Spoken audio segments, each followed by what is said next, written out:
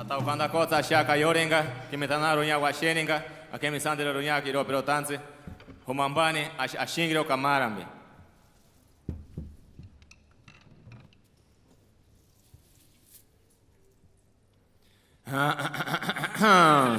Ya viene bro, ya. Sheri sheri chawango, pucharoro chawango, hi hi hi. Sheri sheri chawango, pucharoro chawango, hi hi hi. Pucharoro chawango, hi.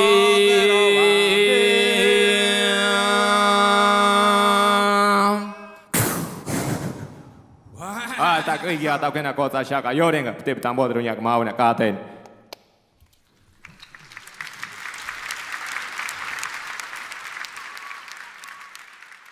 Hola, buenas tardes con todos y todas y bienvenidos a la edición número 12 de Mincaricui, un programa de formación de la Escuela de Educación Superior Pedagógica Pucllasunchis con el auspicio de LED y que busca aportar a la construcción de una educación y de un país más justo para todos.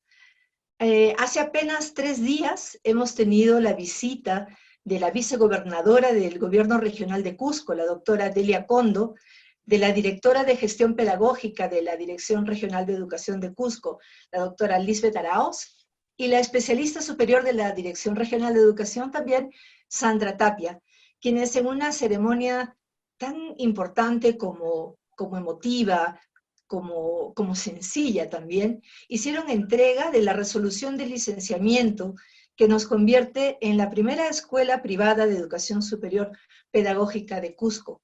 Esto, sin duda, nos otorga, creo que con mucho derecho, el nivel universitario que le corresponde a la Escuela de Educación Superior Pedagógica Pucllasunchis, no solamente por su calidad académica, sino también por su calidad humana. Lo queríamos compartir con ustedes porque es un orgullo, es una alegría y pues qué mejor espacio que este. La canción que hemos escuchado hasta hace instantes fue elegida por nuestra invitada de hoy como un tema que la vincula de manera especial al tema que vamos a tratar, que es la situación y desafíos de la educación intercultural bilingüe en la Amazonía peruana. Nuestra invitada es Lucy Trapnell. Ella es antropóloga y educadora con maestría en educación en la Universidad de Bath de Inglaterra. Ella es asesora docente del programa de formación docente de la Asociación Regional Indígena de la Selva Central, miembro de Foro Educativo y del Consejo Educativo.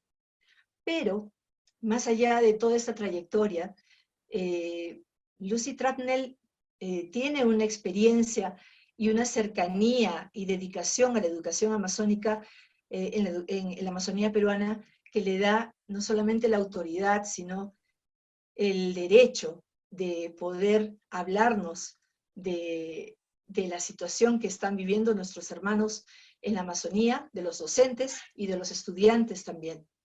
Estamos muy felices. De hecho, hace muy poco ella me comentaba que la canción que hemos escuchado ella puede entenderla bastante bien. Ella habla Xaninka, a ese nivel es su cercanía con los pueblos de la Amazonía peruana. Lucy, bienvenida. Es un verdadero honor tenerte en Mincaricui. Muchas gracias, Mili. Para mí también es un gusto estar acá compartiendo un tema que a todos nos preocupa y a mí me preocupa particularmente porque son ya casi más de 30 años que estoy vinculada a la educación intercultural bilingüe en la Amazonía. Entonces sí, es un gusto poder compartir y poder un poco contarles cómo veo las cosas actualmente y bueno, cuáles son los desafíos, ¿no?, que tenemos por delante. Sí, y justamente esa es la primera pregunta que quisiera hacerte es, ¿cuál consideras que es la situación de la educación intercultural bilingüe en los pueblos amazónicos del país desde la perspectiva del Estado, de las maestras y los maestros y de las estudiantes y los estudiantes? No sé por cuál empezamos, porque es bastante amplia la pregunta, ¿verdad? Bueno, lo primero que creo que tenemos que detenernos es en una coyuntura que no pasa, ¿no? Que es la de la pandemia. Y en este momento el Estado, los maestros y los estudiantes se están enfrentando a toda esta crisis que nos ha generado la pandemia de COVID-19 y que ha desnudado la precariedad, ¿no? De muchos y la marginalidad en la que viven muchos peruanos, ¿no? Y que no solo concierne el tema educativo. Pero de todas maneras, no podemos hablar de la situación actual de la educación sin referirnos a los esfuerzos que ha estado tratando de hacer el ministerio, pero también a los problemas que ha enfrentado para mantener a los chicos conectados con la escuela, ¿no? Sabemos que desde la Dirección de Educación Intercultural Bilingüe se ha hecho un tremendo esfuerzo por ofrecer el programa de Aprendo en Casa a través de la radio. Pero, ¿qué encontramos? Que habiéndolo hecho en 15 lenguas indígenas, tanto amazónicas como andinas, habiendo llegado a 15 regiones, solo son 200.000 niños y niñas los que pueden acceder a ese programa de radio por un montón de factores, ¿no? Entonces, eso realmente es grave. Hay que ver cómo se solucionan los problemas de conectividad, porque sabemos que esto no se va a acabar mañana. Entonces hay que tener ya medidas para ir viendo este tema y también ir encontrando, aparte del tema de la conectividad, otras formas novedosas, distintas, de seguir buscando que los chicos sigan vinculados al aprendizaje escolar, ¿no? Porque al final es bien difícil pensar en tantos niños que están casi perdiendo el año. Pero lo que quería decirles es que además creo que todos dicen, bueno, no están aprendiendo nada, el año está perdido, ¿qué va a pasar con esos niños? Pero quienes creemos que hay una cultura educativa, más allá de la cultura educativa escolar, que hay una cultura educativa familiar, que hay una cultura educativa escolar, diré comunal, también pensamos que los niños están aprendiendo un montón de cosas. Están aprendiendo en la vivencia cotidiana con sus padres. Están aprendiendo cuando van al río a pescar, cuando van con sus padres al monte a cazar, cuando van a la chacra y ven todo el tema de crianza de la biodiversidad, ¿no? Entonces, esos chicos que de alguna manera estaban atrapados, entre comillas, en la escuela, de lunes a viernes y tenían tiempo para eventualmente salir con sus padres sábado, domingo, cuando hay vacaciones, ahora encuentran que tienen más tiempo para estar con sus padres, con sus abuelos, y creo que hay que valorar eso, y hay que reconocer que están aprendiendo mucho, ¿no? Porque no es solamente que se aprende en la escuela, se aprende en otros espacios, y el proyecto educativo nacional al 2036 lo dice claramente, aprendizaje toda la vida y aprendizaje en diversos espacios. Entonces ese punto me parece que es importante recalcarlo y que además es importante tomarlo en cuenta para el futuro. ¿Cómo mantenemos ese ritmo entre un balance, entre una cultura escolar y una cultura educativa familiar, comunitaria, ¿no? Esto que dices, pero, perdóname, sí. Lucy, esto que dices me hace pensar mucho en una opinión que escuché alguna vez de Alberto Manqueriapa, que es un líder machiguenga aquí en la zona amazónica cusqueña, en Huacaria, y comentaba cómo se quejaba de cómo la escuela alejaba a los niños del aprendizaje, que él decía, el aprendizaje real, el aprendizaje de la vida. Ya no sé a quién le voy a transmitir mis saberes de medicina tradicional, por ejemplo, ¿no? Entonces, mira, es justamente esto, ¿no?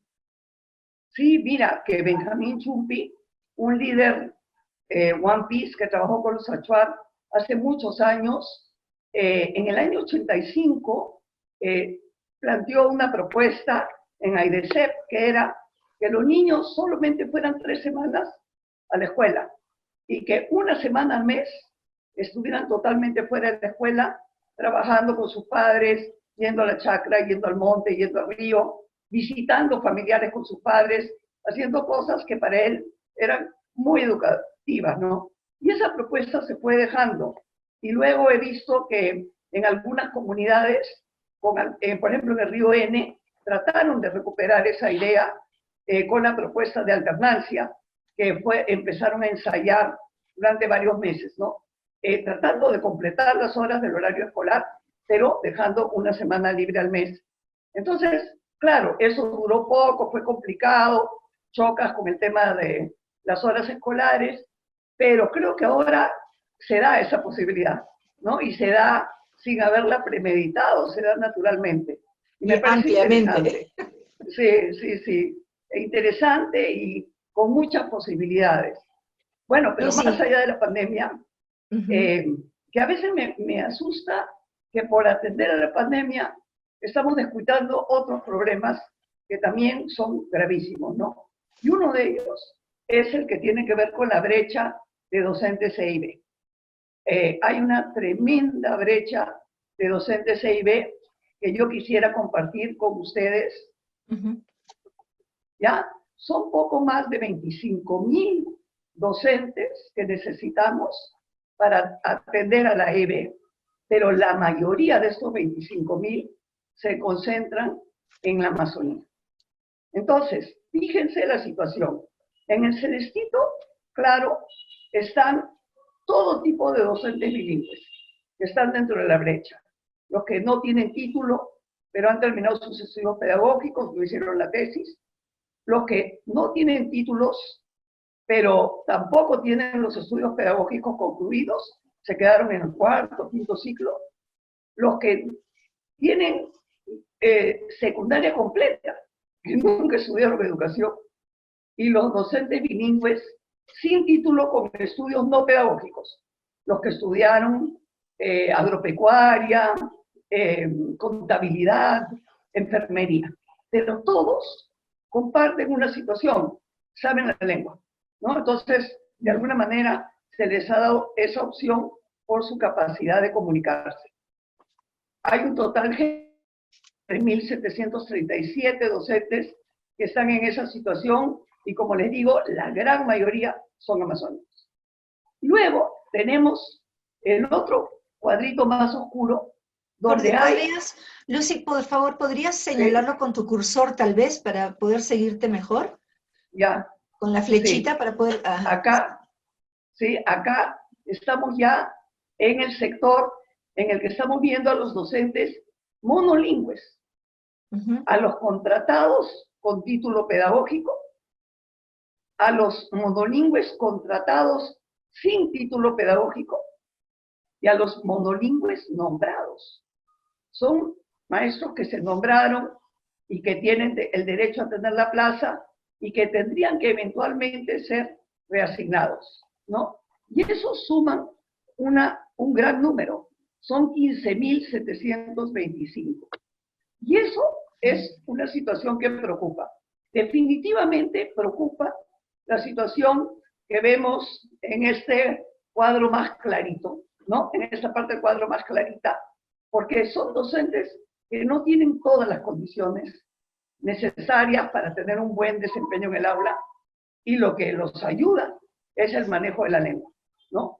Pero estos docentes tienen el gran problema que aunque tengan título pedagógico, en muchos sitios no se logran comunicar con los chicos. Yo les voy a contar una experiencia. Yo en el Río N estuve hace como unos 8 años supervisando a un alumno de forma que se había quedado con la práctica del 10º ciclo. Entonces me pidieron que, como estaba por ahí, me vaya a hacer la supervisión. Fui en una escuela con niños de quinto y sexto de primaria, en el área de lo que ahora sería ciencia y tecnología, y dio su clase. Cuando termina su clase, me pide para revisar la ficha de evaluación, vemos la ficha de evaluación y termina con un 14. Entonces me dice, profesora, yo merezco un 16. Entonces le digo, argumenta y veamos si te pongo el 16, pero dame razones. Me digo, profesora, los niños cuando terminó la clase se han acercado y me han abrazado, ¿no? Sí. Bueno, ¿sabe lo que me dijeron? Que era la primera vez en todo el año que entendían la clase. Entonces, me quedé helada porque la profesora era una profesora genial, hispanohablante, Hermoso. titulada, preocupadísima, que hacía todas las metodologías del mundo, pero los chicos no le entendían. ¿Entiendes? Entonces yo dije, Claro. para muestra, un botón. Y no eran niños de primer y segundo grado, eran niños de quinto y sexto grado. Y a mí me da la impresión que como que el ministerio no se termina de convencer de esa situación, de que eso es realmente grave, ¿no? Tener profesores que están en esas condiciones, que no logran comunicarse con los niños. ¿Qué aprendizaje puede haber si el profesor no se conecta? Pero también, ¿qué aprendizaje dentro de toda esa perspectiva constructivista en la cual el niño debe de participar en la construcción de aprendizajes? ¿Qué aprendizaje puede haber si el niño no puede ni hablar suficientemente bien el castellano como para comunicarse?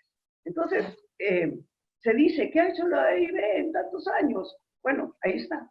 Ahí están las condiciones que enfrenta la AIB. Y creo que esa es una situación muy, muy grave, que la vivimos mucho más en la zona amazónica que en la zona andina. Mucho más, ¿no? Yo me siento súper afortunada de poder compartir estos espacios, porque nuestro primer programa de Mincaricuy fue con Elena Burga, y ella se refirió, de hecho el título de ese Mincaricuy era muy similar a este, pero referido a la región andina, ¿no? A la zona andina, y, y hablaba de lo mismo, ¿no? O sea, bueno, obviamente son problemas comunes y graves, ¿no? Sí, y que si hablamos de una educación de calidad, por favor, ¿de qué estamos hablando, no? ¿Qué condiciones estamos dando para una educación de calidad? Porque esto no es una responsabilidad del docente, esa es una responsabilidad que hay que mirarla desde el Estado, ¿no?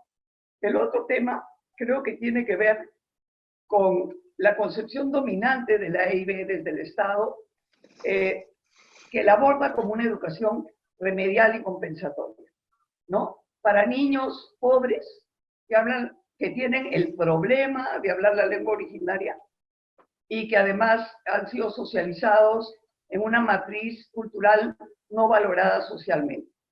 Ese es un tema fuerte, esa es una concepción de la EIB.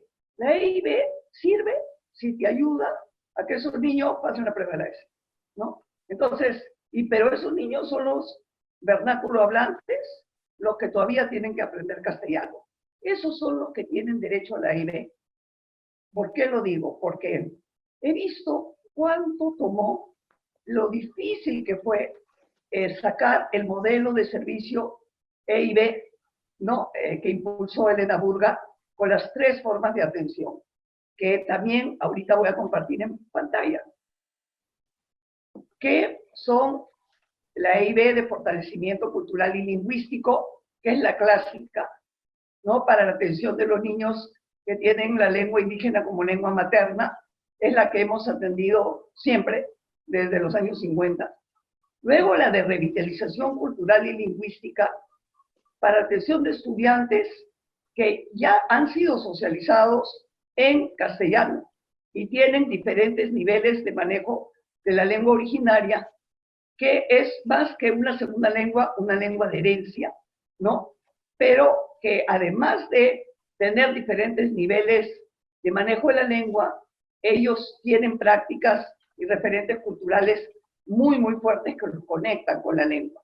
Y luego tenemos la EIB en ámbitos urbanos, para atender a estudiantes indígenas en zonas periurbanas y urbanas, que es muy importante también por todo el proceso migratorio que se ha vivido en el país en los últimos 20 años, ¿no? Y que ha llevado a mucha población indígena a estas zonas urbanas o periurbanas, porque el tema de la EIB no es que sea un tema que solamente para los niños que están en esta situación de fortalecimiento cultural y lingüístico. Es un derecho de todos los niños, niñas y adolescentes indígenas que son sujetos de derecho de la EIB. Y creo que eso es algo difícil de entender. ¿Por qué? Porque se sigue priorizando la EIB de fortalecimiento. O sea, la clásica. Y veo que se está invirtiendo muy poco tiempo, muy pocos recursos, no hay presupuesto para las otras dos, ¿no? Tenemos la escuela EIB de Cantagallo, que fue creada por los Positivo, ¿no? Luego de una larga lucha, pero ha estado ahí como medio abandonadita, ¿no? La única escuelita EIB que tenemos, no estamos en región amazónica, estamos en Lima, pero es un ejemplo de EIB urbana que podría estar mucho mejor de lo que está, ¿no? El otro tema que me preocupa es qué es lo que aprenden los niños en las escuelas amazónicas de educación intercultural bilingüe. Imagino que ahí debe ser medio similar a lo andino, por lo que pude ver cuando estuve en la Dirección de Educación Intercultural Bilingüe. En realidad, los maestros, desde hace unos años, con toda esta presión de la ESE, los maestros han estado priorizando totalmente comunicación y matemática. Y comunicación en la línea de entrenar al niño para que salga bien en la prueba. Entonces, comunicación centrada en comprensión lectora, olvidándose de producción escrita, olvidándose de expresión oral, ¿no? Todo centrado en la prueba.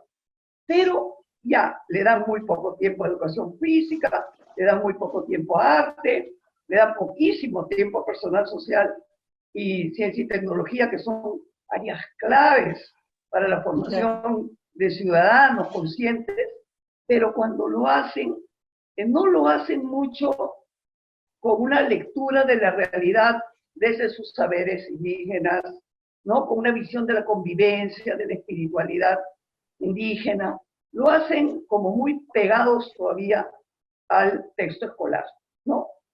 Digo texto escolar en términos de visión del conocimiento escolar. Entonces, digo eso aun cuando en los últimos años se ha dado un gran impulso al desarrollo de las actividades socioproductivas y a la planificación basada en estas actividades, pero a veces me parece que es un saludo a la bandera, ¿no? O sea, hacen la experiencia, la llegan a hacer, se van a tapar un río, se van a cosechar yuca o alguna cosa, o se van a sembrar a la chacra, o hacen una trampa en algún lugar de la Purma, llegan a hacer la experiencia. Pero cuando ya vuelven a la escuela, vuelven al formato más escolar, ¿no? Entonces, en lugar de hablar del significado, han hecho una trampa.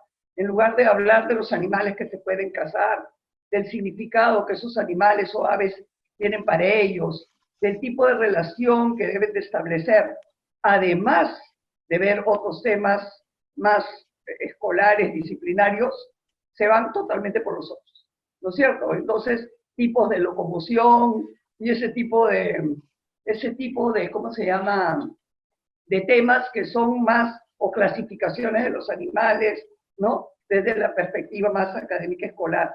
Igual con las plantas, ¿no?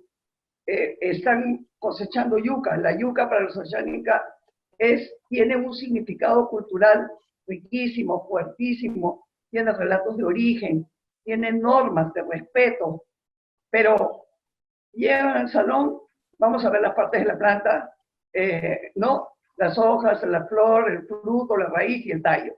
Y se olvidaron totalmente de la otra parte. Yo no digo que no aprendan lo académico escolar, pero cómo establecer ese diálogo de saberes, eso todavía no queda claro, ¿no?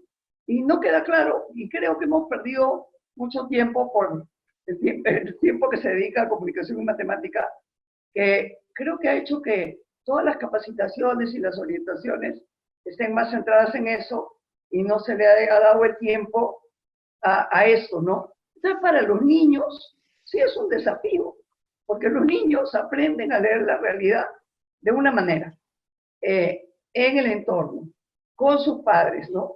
Entonces, cuando llegan a la escuela, reciben totalmente otro tipo de mensajes y no hay como ningún intento de ver cómo se conectan, ¿no?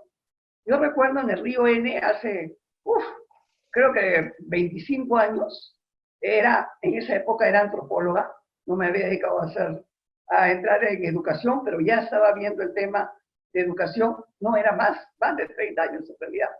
El profesor me dijo que me quede en la escuela, que por favor, que él iba a casar. Y yo le dije, pero yo no puedo porque yo no soy maestra. No, no, no, no, por lo que tú sabes. Mira, me toca el tema de rotación. Entonces eso es bien facilito y tú tendrás 1000 recursos para enseñarlo. Bueno, pues ya lo haré. Entonces me fui con mi naranja, con mi linterna, ¿no? Sin saber casi oceánica nada, a explicar el tema de la rotación. Como yo no era profesora, era muy joven, en esa época debe haber sido más de 30 años, los niños me empezaron a decir mentirosa, mentirosa, así no es. ¿Cómo que así no es? No, porque a mí mi abuelito me ha dicho que el que se mueve es el sol. Y tú estás diciendo que se mueve en la tierra, es mentira. Sí, eres una mentirosa.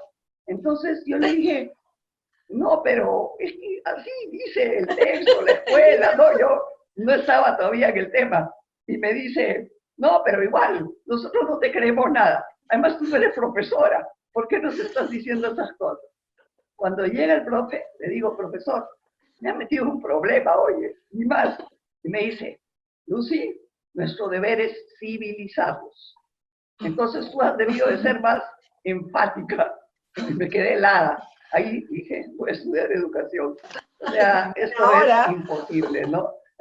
Wow. Sí, experiencias de ese tipo que eran muy fuertes, que ya no son así ya. O sea, eso ya no lo encuentras ahora, pero encuentras variantes más o menos de eso, ¿no? O sea, si el profesor llega a presentar algo con lecturas del mundo, lo hace en paralelo, no establecen comparaciones que ayuden a los niños un poco a entender, ¿no? Claro. ¿Qué aporta un saber? Porque todo saber aporta.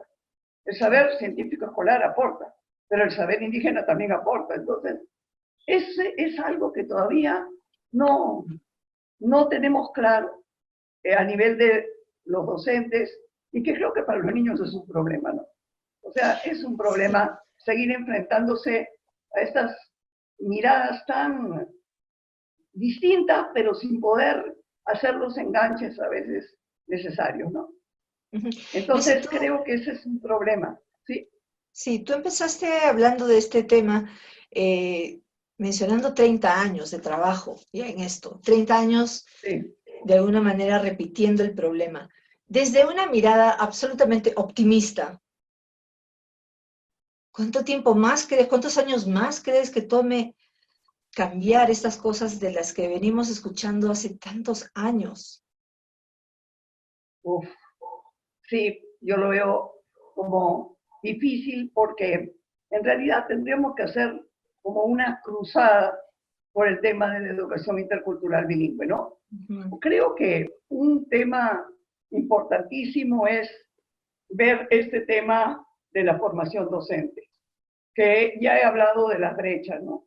Entonces yo creo que si siguiéramos un muy buen programa que ha desarrollado la Dirección de Educación Intercultural Bilingüe con la Dirección de Formación Inicial Docente, si lo pusiéramos en marcha, que son programas para atender de manera diferenciada todo este tipo de maestros bilingües que ya les he presentado en el cuadro anterior, que está muy bien diseñado, atacando este tipo de problemas de lo que hemos estado hablando, creo que algo podríamos ir trabajando, ¿no? Porque el tema es que no se haya hecho nada, pero muchos maestros bilingües estudian en cualquier universidad que les ofrece un curso de verano, ¿sí? No necesariamente estudian la especialidad de educación intercultural bilingüe. Ha habido mucha dejadez con el tema de los institutos pedagógicos, ¿no? A un punto que yo pensé en un momento de que era parte de una estrategia del Estado para desaparecerlos. Hace como 15 años yo estaba convencida que la idea era optar por la formación universitaria y desaparecer a los pedagógicos, porque me parecía increíble el poco esfuerzo que se ponía en el tema de los pedagógicos, ¿no? En realidad más en la época de Alan García, creo que no son tantos años, pero en esa época me parecía terrible. Los pedagógicos abandonados a su suerte, y ahorita, hasta ahorita abandonados a su suerte, en muchos casos, ¿no? ¿Y cuáles son los pedagógicos que han salido adelante? Los pedagógicos de IB que se han recurseado ellos mismos, que se han buscado sus capacitaciones, ¿no? Que han buscado la forma de ir formando cuadros. Entonces, si tuviéramos un trabajo como mucho más estratégico, encaminado, yo creo que podríamos lograr grandes cosas, pero como que ahí está la cosa, ¿no? Por ejemplo, ahorita es una maravilla tenerlos a ustedes como un referente de escuela, ¿no? Porque sabemos que es garantía de calidad. Pero ¿cómo quisiéramos que todos los pedagógicos que ofrecen educación intercultural bilingüe ahora estuvieran en un nivel como el de ustedes, ¿no? ¿Y quién se encarga de eso? Entonces, yo creo que hay mucha indolencia y no hay un sentido de urgencia. Eso simplemente no existe, el sentido de urgencia. Las cosas duermen el sueño burocrático. Que falta llenar el expediente tal, que falta el documento tal, que la norma legal tal, no sé. A mí, de verdad, eso me da un poco de pena. Pero si nos pusiéramos las pilas, creo que las cosas podrían cambiar en 10 años, no menos. ¿Y te da cierta esperanza la llamada generación del Bicentenario? ¿Cómo lo ves? Sí, no, yo sí creo que los jóvenes se están poniendo las pilas. Y fíjate que los jóvenes que han estado vinculados a universidades con el programa Beca 18, tanto andinos y amazónicos, han sido referentes bien interesantes para la movilización en sus zonas. Eso me parece bien notable y creo que nos da buenas posibilidades, ¿no? Estos jóvenes que no están contentos con la situación actual y que están demandando, ¿no? Y bueno, yo por lo menos en los chicos de Beca 18 he visto de verdad mucho potencial. Me parece que ellos, incluso algunos, serán formadores de pedagógicos en muy poco tiempo, cuando ya tengan más experiencia en aula. Esos son el recambio, ¿no? Incluso yo les decía, ustedes son los que van a ir al Ministerio de Educación en unos años, y se reían, pero primero vayan a aula. Acá no entra nadie sin pisar aula, ¿no? Esos son pero también, sí, son también parte de nuestra población estudiantil, ¿no? Tenemos bastantes jóvenes de Beca 18 y, bueno, sin duda, es una apuesta, ¿no? Es una apuesta a todo nivel por ellos y por su formación y lo que puedan darle, ¿no? al país luego. Lucy, podemos enlazar esto de que estamos hablando con los desafíos, ¿no? ¿Cuáles son los desafíos más importantes que enfrenta la escuela de estas regiones del país, desde estas perspectivas del docente, del estudiante, del Estado también? Bueno, el primer desafío es contar con docentes bilingües, como ya les dije, ¿no es cierto? Solo en la región Loreto se necesitan 695 docentes nuevos para atender a varios de los 27 pueblos originarios. O sea, solo en la región Loreto, fíjense, además de la tremenda brecha que hay en la región Loreto, que es bien alta, de los que actualmente están trabajando.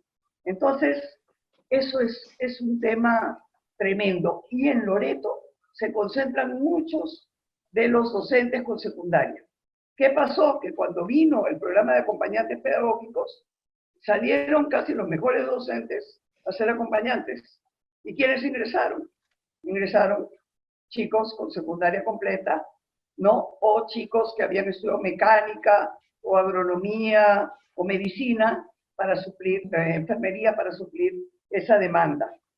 Otro desafío que creo que tiene que ver mucho con el Estado, pero también con los docentes, es cómo lograr el ingreso de nuestros docentes bilingües a la carrera pública magisterial. Eso es tremendo. Solo en Loreto hay 2.573 docentes bilingües, ¿ya? Pero de los cuales 105 están nombrados. Imagínate la cantidad de docentes que no tienen nombramiento. Entonces, eso genera una frustración tremenda en el docente. Año tras año, tratando de ingresar, me consta que estudian, se preparan meses por internet para pasar la prueba y no la pasan. ¿Qué está pasando? Y eso es un desafío que no solamente afecta al docente, afecta a los niños, porque genera una inestabilidad total. Los docentes tienen un nivel de rotación tremendo. ¿Y qué pasa? El docente llega a la escuela en marzo, te comenta que los niños están pésimos, trata de ir avanzando, mejorando algo, y en diciembre se va, chao. Llega al año siguiente otro, en marzo te dice que los niños están pésimos, llega diciembre y se va, chao. No hay ninguna continuidad, no hay ninguna capacidad de pedir lo que llaman rendición de cuentas. O sea, ¿y tú qué hiciste en esta escuela? ¿No es cierto? Como tú ves, en algunas escuelas, por ejemplo en Cantagallo, a mí me encantó ver que en tercer grado de primaria los niños eran súper, y la profesora me contó que ella estaba con ellos desde primer grado de primaria, que los conocía perfectamente y que estaba avanzando con ellos. Eso no lo vas a encontrar, porque hay una rotación demasiado alta. Yo creo que sí afecta mucho a los niños. Todos los años enfrentarse, pero no es un profesor, es que casi toda la escuela cambia. O sea, la escuela completa casi cambia, ¿no? Salvo que haya algún nombrado. El docente casi turista, ¿no? Yo creo que también hay que revisar estos programas de formación docente. Y eso desde la perspectiva en servicio del Estado y desde la perspectiva de los docentes. Creo que se han estado diseñando o implementando propuestas muy homogéneas. Entonces, en un mismo saco caen maestros súper especializados en EIB, como un grupito de chicos de San Marcos, que sus acompañantes me dijeron que eran buenísimos, que solamente había que actualizarlos. Pero junto a ellos estaban docentes que solo tenían secundaria, docentes que no eran docentes, que eran técnicos en alguna rama, y docentes con estudios incompletos. Entonces, ¿qué haces? ¿Entiendes? ¿Por qué no le ofreces algo distinto a cada grupo? Algo distinto que implique tiempos, talleres diferenciados, ritmos, metas mucho más claras, ¿no? Y ahí también en el mismo saco estaban los que hablaban la lengua originaria, docentes que hablaban la lengua originaria y los que no hablaban la lengua originaria. Y todo igual para todititos. O sea, eso es algo que para el mismo docente simplemente no es ningún aporte, ¿no? El docente creo que merece otra cosa, porque si el docente está en las condiciones que está, es por una educación que no ha sido seria, ¿no? Que no ha sido de calidad, que no ha sido bien asumida. O sea, no es su culpa, ¿no? Es un tema estructural. Y también creo que hay que revisar este enfoque medio remedial y compensatorio de la EIB, en la cual todo está concentrado en el logro de aprendizaje de los niños. Perfecto. Eso es importantísimo en cualquier sistema educativo, pero la EIB es más que eso. La EIB también tiene que ver con temas de justicia social, con temas de ejercicio de derechos individuales y colectivos, ¿no? Tiene que ver con temas éticos, políticos, y creo que hay que recuperar esa dimensión de la EIB, porque me he dado cuenta que cuando los docentes ven esa dimensión también más ético-política, más social, se enganchan mucho más, se entusiasman, ¿no? Ven que su trabajo tiene otra dimensión. En formalidad habían chicos que entraron un poco a regañadientes hace años, obligados por sus padres, por la beca, para ser maestros. Y ellos me contaron, yo me afirmé en el tema de la docencia cuando estuve más o menos en el cuarto ciclo. ¿Pero por qué? Porque me di cuenta que era mucho más que enseñar a leer y escribir. que era mucho más que enseñar a restar y multiplicar, ¿no? Que tenía un potencial tremendo, eso me enganchó. El tema de identidad, el tema de derechos, el tema de territorio, todo eso vinculado a mi rol de maestro. Y sí, creo que eso es bien poderoso. Otro tema que es un desafío, y eso viene también de las organizaciones, es si, y desde el Estado, si estamos en capacidad de acoger las propuestas educativas que vienen desde los pueblos originarios. Miren, en este momento, los Wampis ya han estado hablando hace un buen tiempo del gobierno territorial autónomo de la nación Wampis. Ya lo están manejando hace tiempo, ya tienen una propuesta de territorio que involucra los ríos Santiago y Morona, ya tienen una propuesta, están construyendo una propuesta educativa desde las demandas de los niños y de las familias y del territorio. Tienen propuestas en salud, tienen propuestas para la economía, ¿no? Y tienen propuestas de cómo ellos quieren que sea la EIB para la nación Wampis, que no es que se apartan totalmente de la propuesta del Ministerio de Educación, sino que buscan complementar, ¿no? Enriquecerla. Y yo creo que eso va a tener un potencial tremendo. ¿Qué encontraron ellos? En un diagnóstico que hicieron con niños, niñas y adolescentes, los padres de familia más se quejaron de los problemas que encontraban en sus hijos que en los logros. Y hablaban de niños que faltaban el respeto, de niños que eran inútiles, de niños que no querían trabajar, ociosos, ¿no? Niños que estaban robando, adolescentes que estaban metidos en drogas, que estaban tomando mucho, ¿no? Ya entrando en un tema de alcoholismo. O sea, el tema de valores en cero. Y se preocuparon.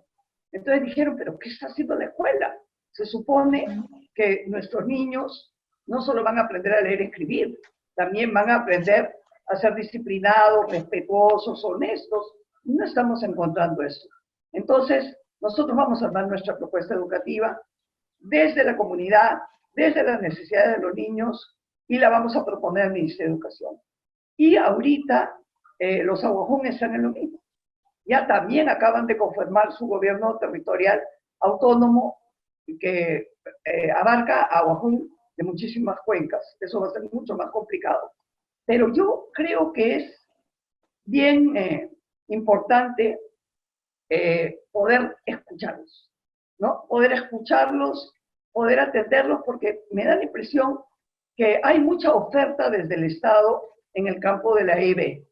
Un poco que hemos abrumado a los compañeros indígenas con tanta oferta, pero hay muy poca demanda. Y solamente la veo en los Wampis, un poco en los Aguajún y en los Ashánica de Río N, en términos de demanda. Pero tiene que ser un constante ir y venir, ¿no? Entre la demanda de los pueblos y la oferta del Estado. No puede ser que el Estado termine absorbiendo todo, ¿no? Entonces eso me preocupa. Y otro tema es también un desafío grande, es que no encontramos todavía formas creativas y dinámicas de responder a la realidad sociolingüística de las aulas bilingües, ¿no? Los profesores tienen problemas para todo el tema de uso y manejo de las lenguas. O sea, hasta ahora no hay mucha claridad en qué momento se usa una lengua, en qué momento se usa otra lengua. Los niños en la zona Wampis, los padres me decían en sexto de primaria, mi hijo casi no habla castellano. Entonces no puede ser, ¿no? ¿Por qué? Porque el profesor se siente más cómodo enseñándole todo en Wampis.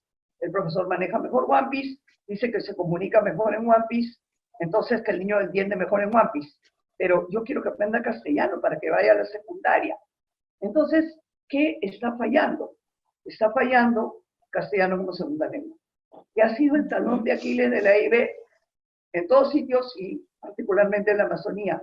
Pero ahora la Dirección de Educación Intercultural Bilingüe está desarrollando una propuesta de castellano activo que espero que ayude a salir de ese tema, de ese problema, y que ayude a que teniendo una mejor progresión en el desarrollo del castellano como objeto de estudio, luego los niños tengan mayores habilidades para desarrollar las asignaturas o las áreas en castellano y en lengua originaria. Y el otro tema que es Perdona que te interrumpa, sí. Lucy. Tú mencionaste esas experiencias que están proponiendo algunas comunidades indígenas de un sistema educativo diferente, alternativo, desde la comunidad. ¿Le ves futuro a eso? ¿Crees que pueda ser aceptado, reconocido por el Ministerio de Educación? ¿Cómo lo ves? Mira, yo le veo futuro porque yo estuve muy vinculada al diagnóstico que hicieron los Wampis en varias comunidades del río Santiago y del río Morona, y vi la reacción de las familias. Las familias no están contentas con lo que está pasando en la escuela, no están nada contentas, están molestas. O sea, cuando ellas optaron por la escuela, optaron por una escuela que le debía de ofrecer un conjunto de capacidades a sus hijos. Y lo que se han dado cuenta es que no, sus hijos no son lo que ellos esperaban, no tienen las capacidades en castellano, en lectura, en escritura, no están pasando la prueba S, no saben sacar cuentas, o sea, como que hay muchas limitaciones, pero que además hay un problema gravísimo en el tema de valores, gravísimo, que fue el que más fue interesante cómo los padres estaban indignados con las actitudes de los chicos, ¿no? Con la falta de respeto, con la falta de laboriosidad, de interés, de curiosidad, de aprender.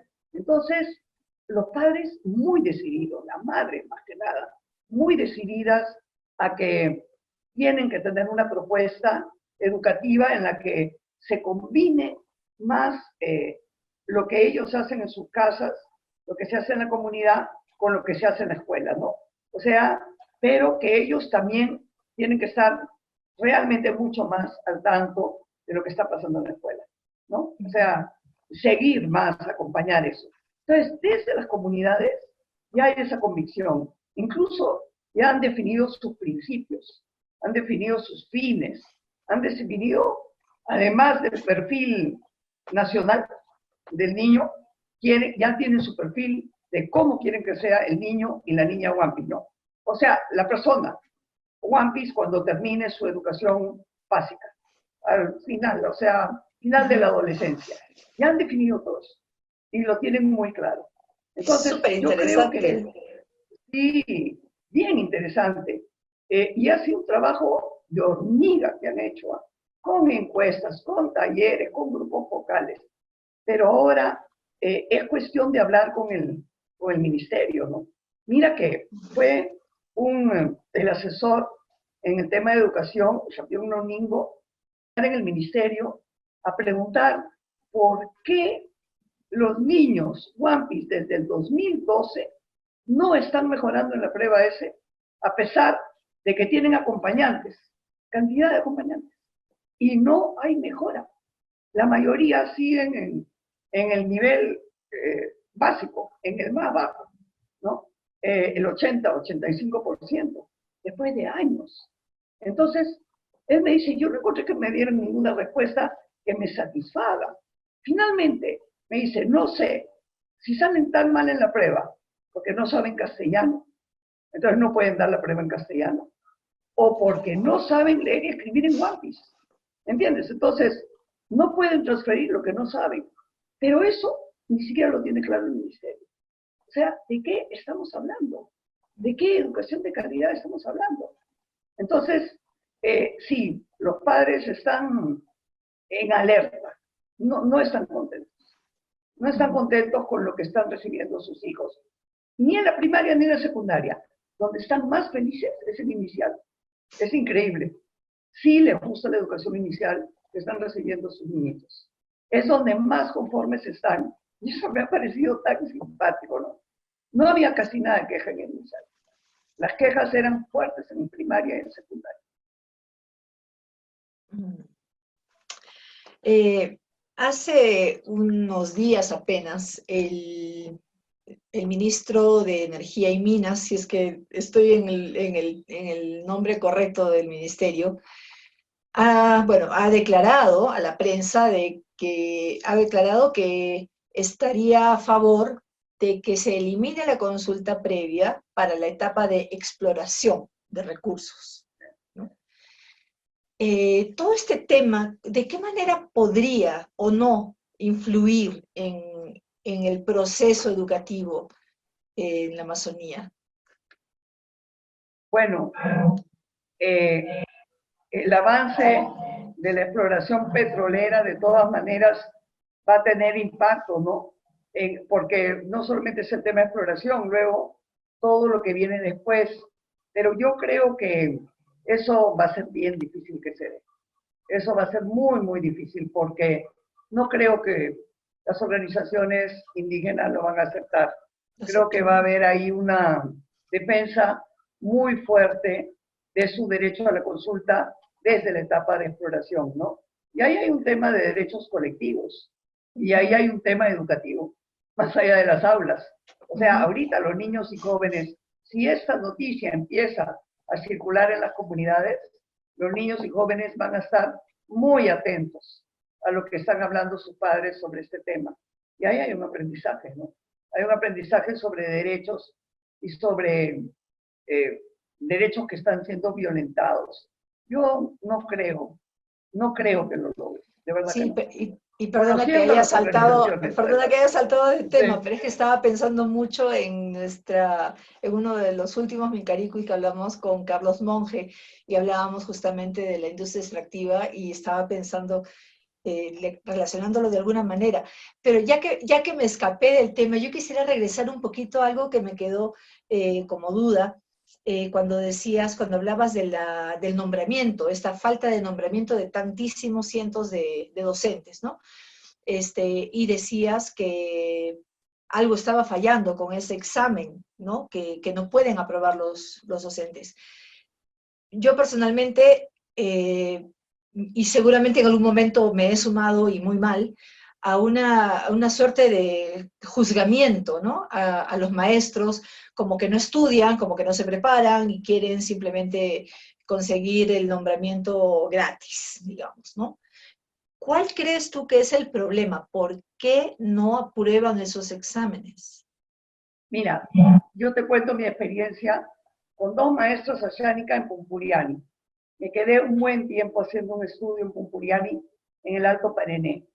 2 maestras de esas estudiosas, chanconas, todos los días agarraban internet de 10 de la noche a 2 de la mañana, las pobrecitas, y se ponían a hacer esas pruebas que hay por internet en las diferentes áreas, ¿no? Porque les dan ese tipo de, creo que ellas pagaban para un tipo de curso para pasar el examen. Entonces, ellas me comentaban que estaban muy bien en comunicación, que ya habían logrado los puntajes en todas las pruebas que estaban dando, que en lo temático, también estaban bastante bien, pero no lograban remontar la prueba de matemáticas.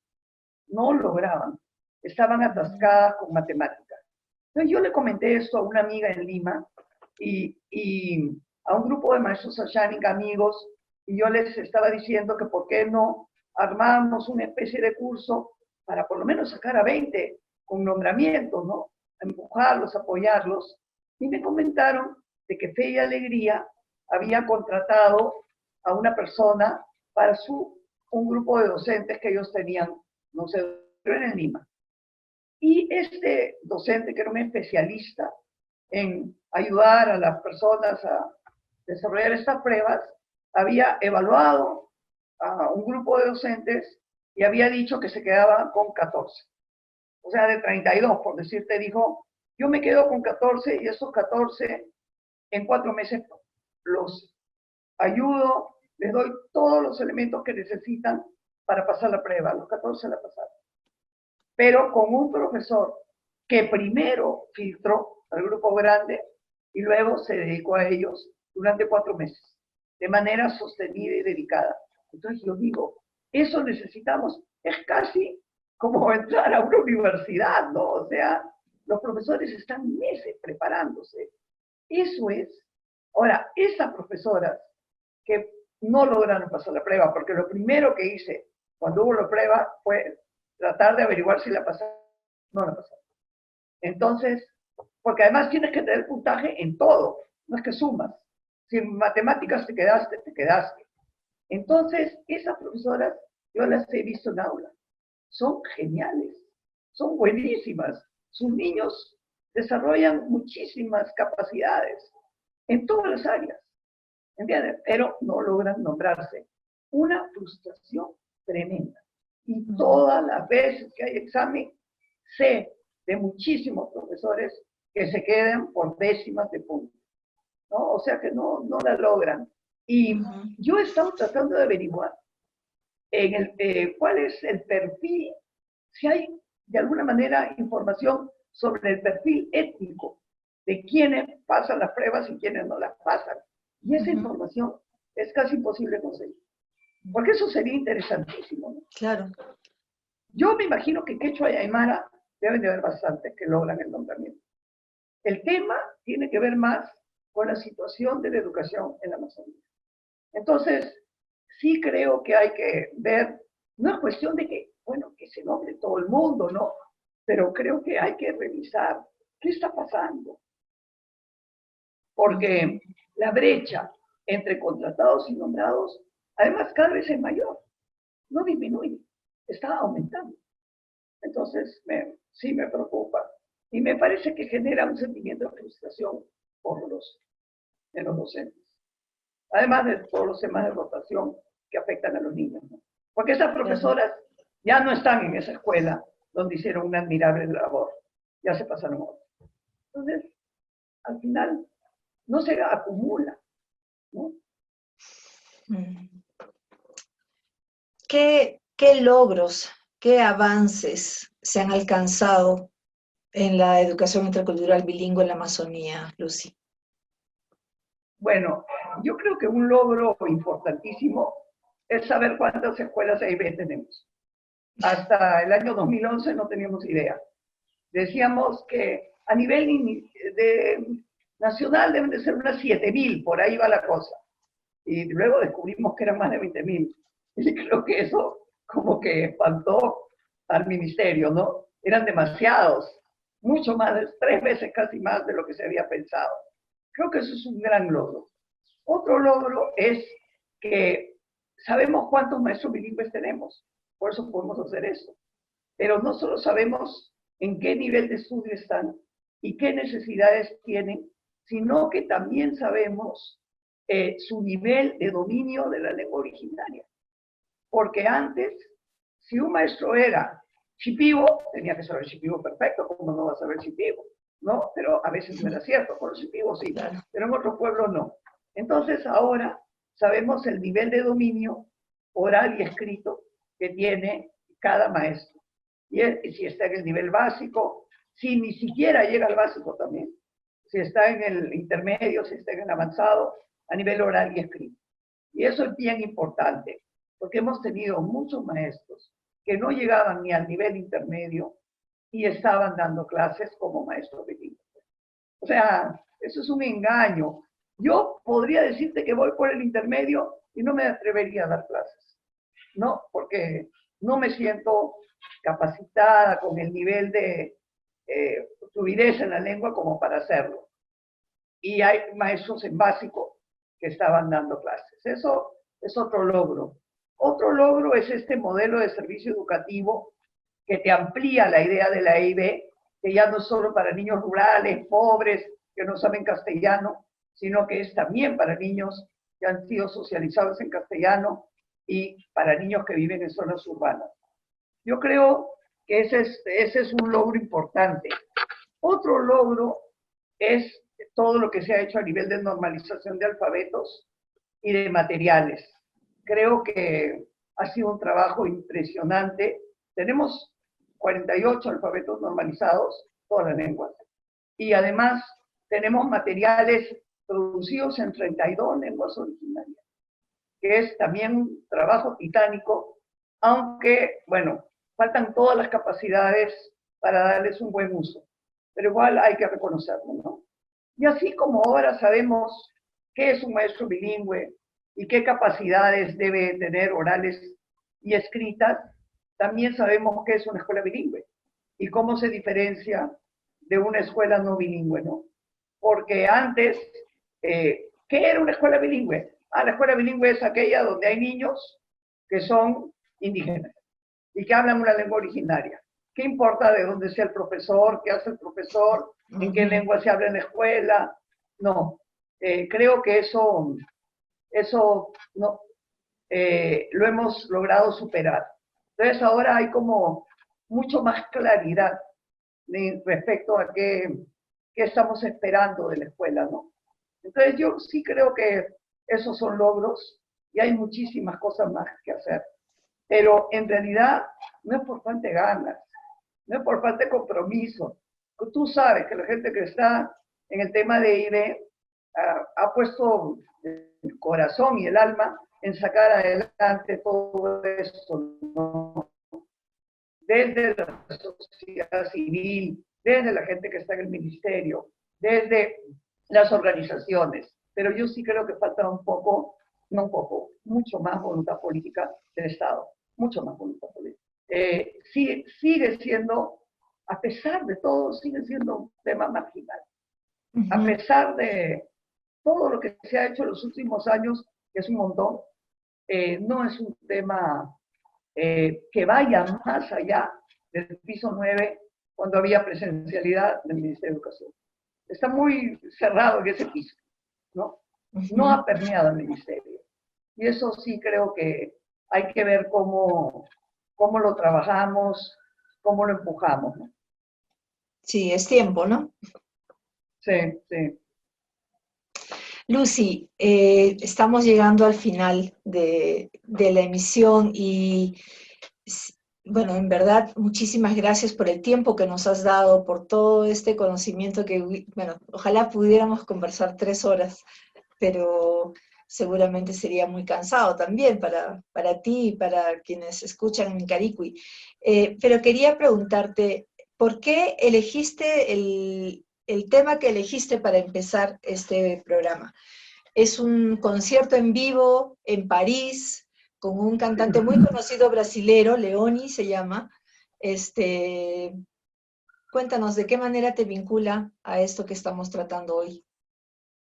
Bueno, cuando tú me hablaste del video, pensé, bueno, hay muchos videos que te muestran la vitalidad, ¿no? Y la belleza y toda la estética de los pueblos originarios amazónicos y básicamente el tema de la vigencia de su tradición cultural, que es un tema importante para la IBE, ¿no?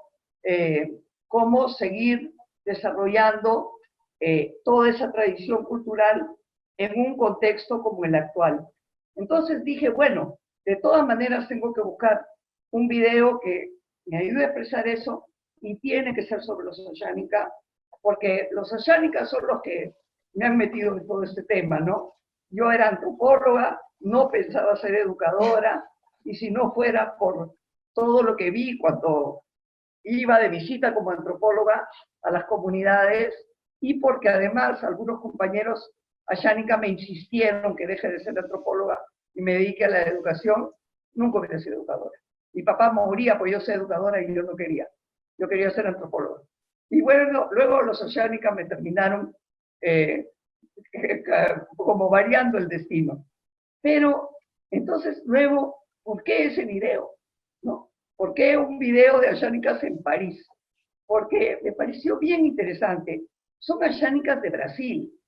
Son ashánicas que fueron retirados por los patrones en la época del caucho, hace más de 100 años, ¿no?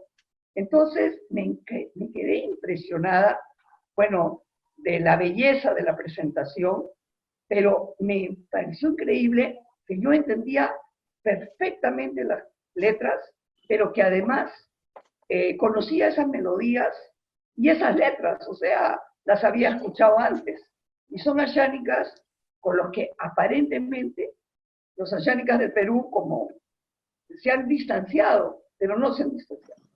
Entonces eso me parecía bien interesante porque sigue habiendo una conexión, ¿no? Sigue habiendo una conexión y eso tienen los ayánicas, que ayánicas del Pichi, del Perené, del Ucayali, de la Purímac, del Pajonal, de Urubamba, de donde estén, siguen conectados, porque si no, no se explica eso, que esos ayánicas del Brasil sigan con melodías y con letras que yo he escuchado cantar en otras partes del territorio ayánica, porque ellos también están conectados. O sea, ellos se siguen conectando con los ayánicas del Perú. Y eso me pareció grandioso, cómo mostrar la vitalidad de tu tradición, ¿no? Y con orgullo, en un contexto tan alejado de tu mundo cotidiano como es París. Y me pareció notable. Y dije, bueno, si esa convicción, ese compromiso, ese orgullo se mantiene, ya, los pueblos indígenas tienen mucho que dar por mucho tiempo más. Esa fue la razón. ¿Y recuerdas qué dice la canción, más o menos? Una de las canciones trata sobre el tabaco y es una invocación al tabaco. Y la otra, no sé si la presentaste las dos, trata sobre Kimoshiretansi, la idea de estar bien. Es reiterativo la idea del bienestar, de estar bien, que te comunico, que me siento bien, ¿no? Entonces, me pareció bien linda, pero es impresionante porque yo he escuchado esa melodía y he escuchado esas letras antes. Entonces, yo decía, no lo puedo creer. Un compañero ayánica me lo mandó por Facebook alguna vez y es ahí cuando las encontré. Muchísimas gracias. De hecho, vamos a ver el video completo ahora al final, porque al inicio solamente podemos poner un extracto. Y muchísimas gracias, Lucy, en verdad, muy reconocidos por haber aceptado esta invitación y haber compartido con nosotros. Ya, muchas gracias, Lili. Espero que disfruten el video, a mí me encanta, es precioso. Absolutamente. Y bien, amigos, llegamos al final de esta emisión de Minkaricuy y quiero comentarles, como siempre, que tenemos que cada una de estas emisiones es convertida luego a una versión radial, un microprograma radial de 10 minutos, que se transmite en 3 emisoras que están viendo en este momento en el recuadro. Son Radio Santa Mónica, Radio Inti Raymi y Radio Quillabamba. Si quieren escuchar el resumen, por favor, siéntanse libres, está colgado en nuestra página de Facebook. Esta entrevista también queda colgada en nuestro canal también de YouTube y en la página de Facebook para que la puedan revisar cuando gusten e invitar a sus amigos a verla. Y quisiera comentarles que el próximo programa de Minkaricuy, que va a quedar en reserva todavía, será una sorpresa, va a cerrar esta temporada, esta primera temporada 2020, para retomar nuestra segunda temporada en el 2021, juntamente con las clases que se reinicien en la Escuela Superior Pedagógica Puguiasunchis. Así que esperamos seguir contando con ustedes, con su sintonía y poder compartir más conocimientos, más, bueno, de los entrevistados que tenemos, conocimientos e información que nos lleven a un pensamiento país que nos permita construir el país que todos merecemos. Un abrazo para todos y hasta el próximo viernes a las 5 de la tarde por este mismo canal de Facebook. Chao. Ataukanda kota shaka yorenga, kimetana runya washeninga, akemi sandera runya kiro perotanse, humambane ashingiro kamarambe.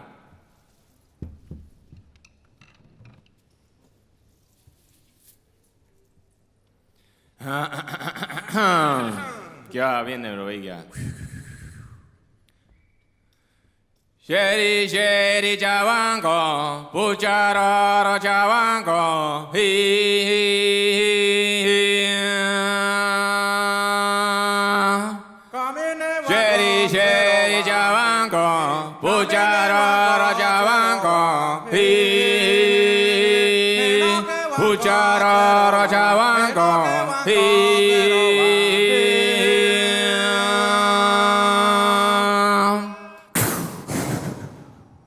Ah, tá aqui, tá aqui na costa chaca, yorenga, tip tambor runyak mau na katen.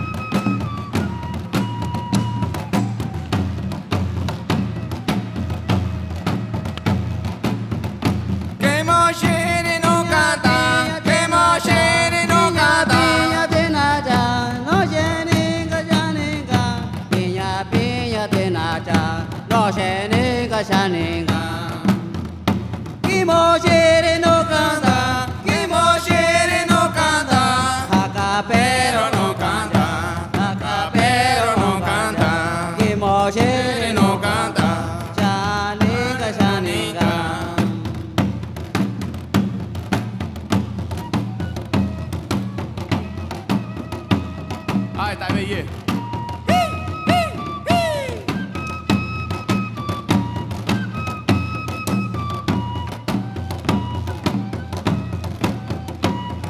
Ai, tá.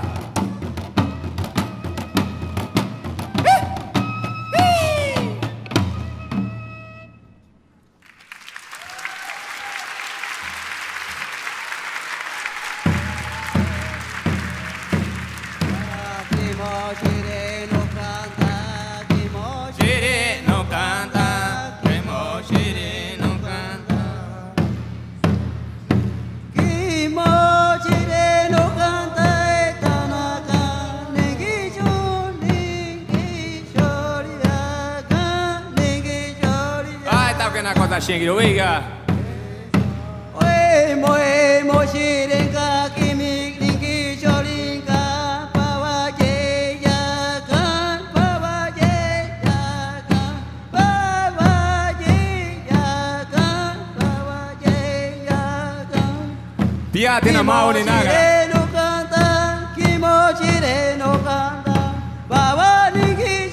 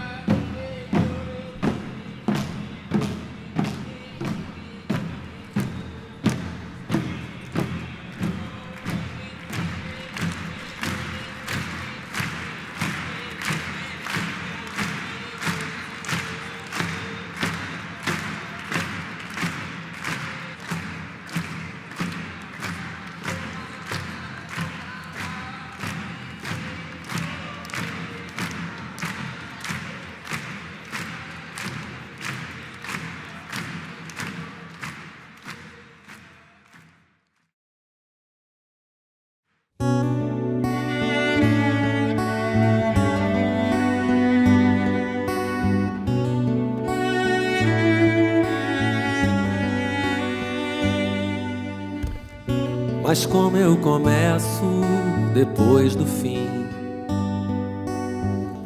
o som da porta batendo atrás de mim,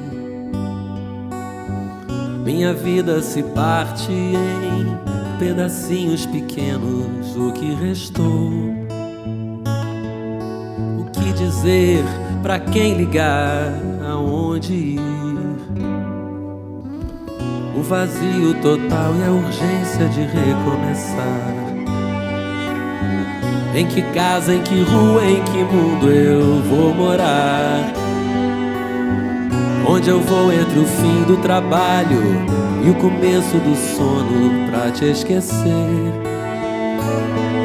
Me entrego pra qualquer bobagem na TV e eu rezo pra dormir, mas Deus não quer me ouvir. E eu tento resistir enquanto à noite o céu desabam sobre mim, desabam sobre mim.